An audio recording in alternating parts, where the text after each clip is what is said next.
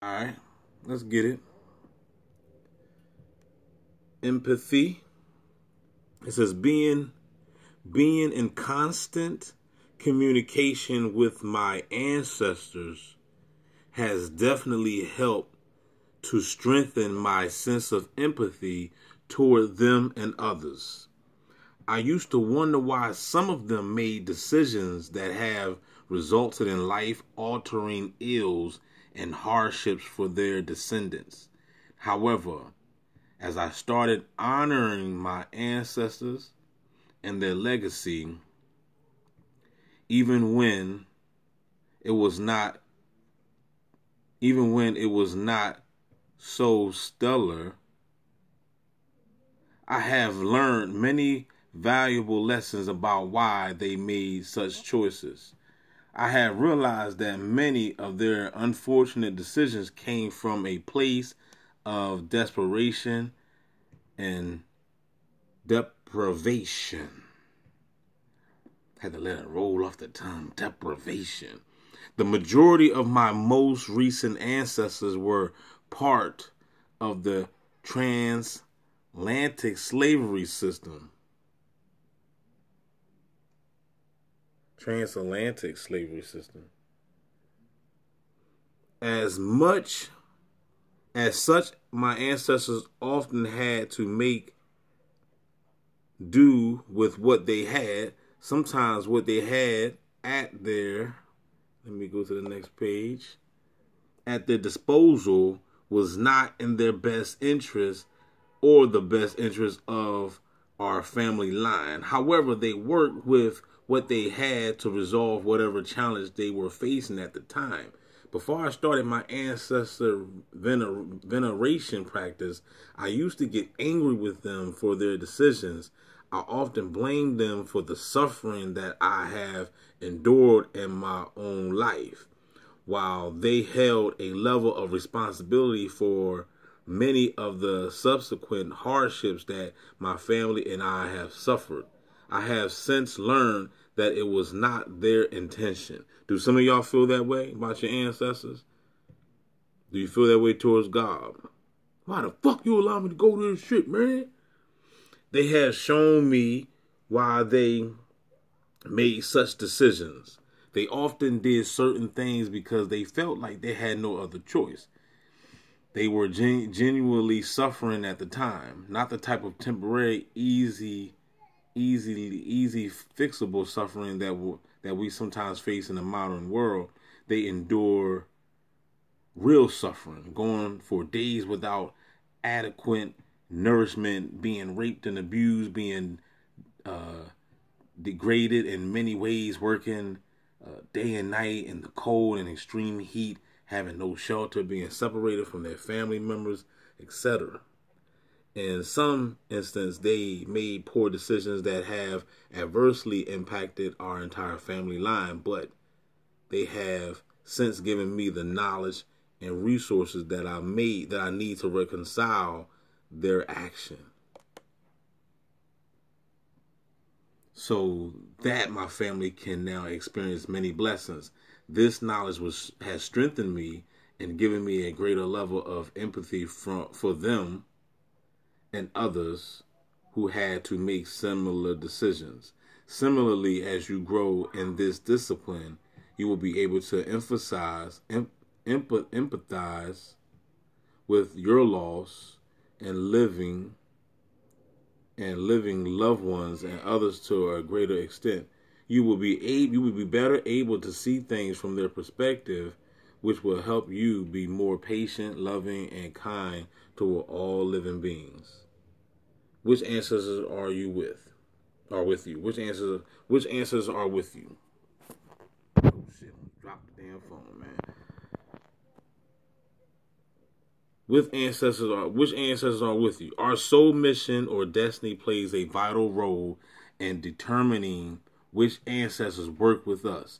You probably have a specific set of ancestors in mind when you think about ancestor veneration. It is most likely the ancestors that you are most familiar with. While some of these ancestors may be working with you, it is equally possible that they are not. More or your more of your unknown ancestors might actually be working with you than those you knew or heard about through other family members. In fact, I believe that too, because the people that was in my family that I know, they were bots, man, that, passed on. Like, ain't nobody in my family tree, like, woke. You know what I'm saying? There ain't nobody woke over here. I'm talking about cousins, Well, I ain't gonna lie though. My nieces, and I just had a conversation with my niece, man. They starting to wake up. You know what I'm saying? So let me take that back. Because she was talking about the ancestors. Matter of fact, if you're watching this video, like, subscribe, share it with your friends. But I'm talking about, there's a lot of people in my family though that are straight bots though.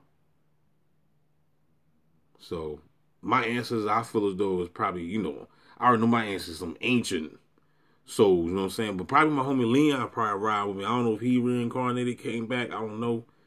But he passed on in 2003. So, and he woke up before me, you know what I'm saying? He woke up before me, so. But what I left off at, it says, in fact, not knowing one or both sides of your lineage does not negate the fact that individuals from either side of your family may be guiding you even more if you were adopted or otherwise. Let me skip to the other side. Oh, shit. Did I go too far? Hold on. Okay, let me get back. Otherwise, reared by non-relatives, ancestors from your bloodline, and still working with you through you may not be familiar with either side of your lineage. Also keep in mind that the ancestors working with you can be from many generations before you. Right. So you got to understand that, y'all. You know what I'm saying? It's not always necessarily, when we speak of ancestors, it's not necessarily the ones that just recently died. You probably got some ancient ancestors working with you. You know what I'm saying? When we talking about ancient, thousands, if not millions of years ago. Because we're ancient anyway. You see what I'm saying? Also keep in mind that the ancestors working with you can be from many generations before you. The ancestors assigned to us are those we need the most in our journey. Notice that I stated assigned to us, not the other way around. Though you may assign to us, they're assigned to us. So in other words, like some of our ancestors are our handlers and shit.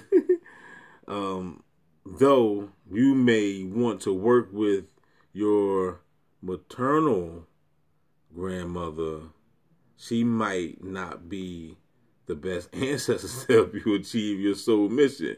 You know what I'm saying? Your maternal grandmother might be a bot. You know what I'm saying? She will be taking you back to church. Come on now and get saved. You got to go on back to the church. Like, nah, man. No, that shit is dead now, Grandma.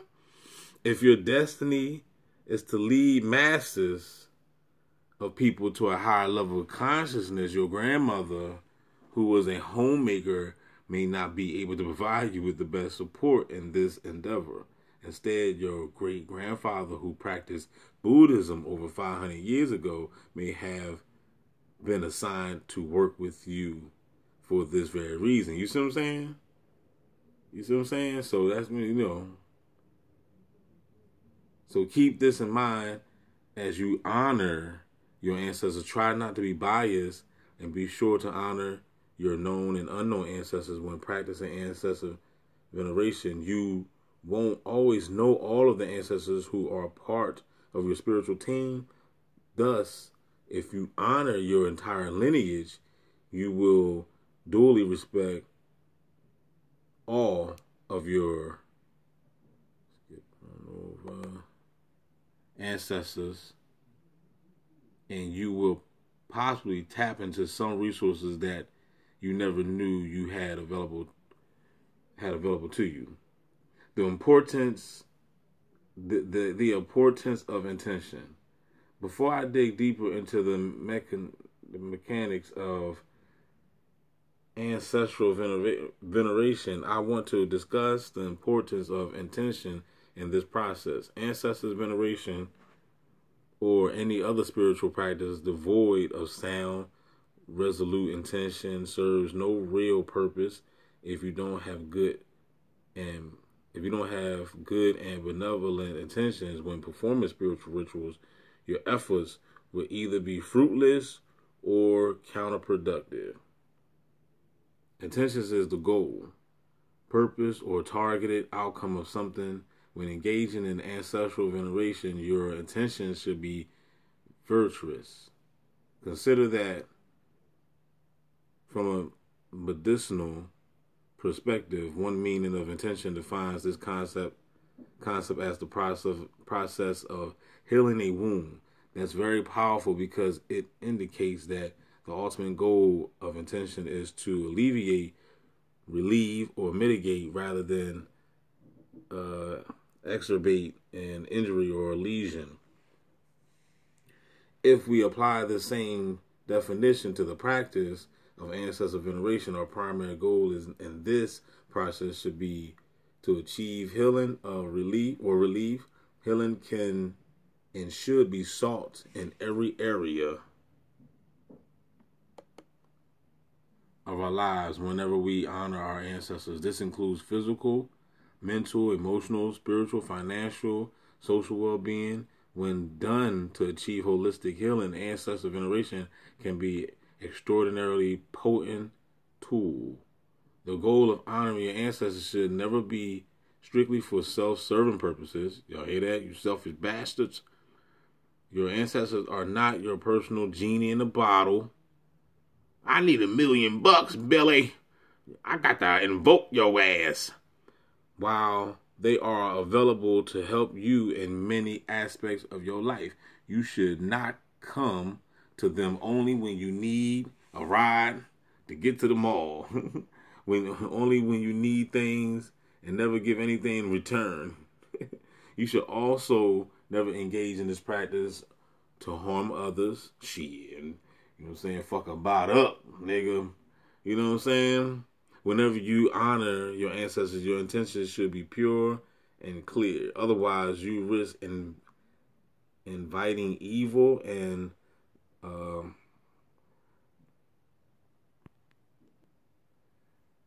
malevolent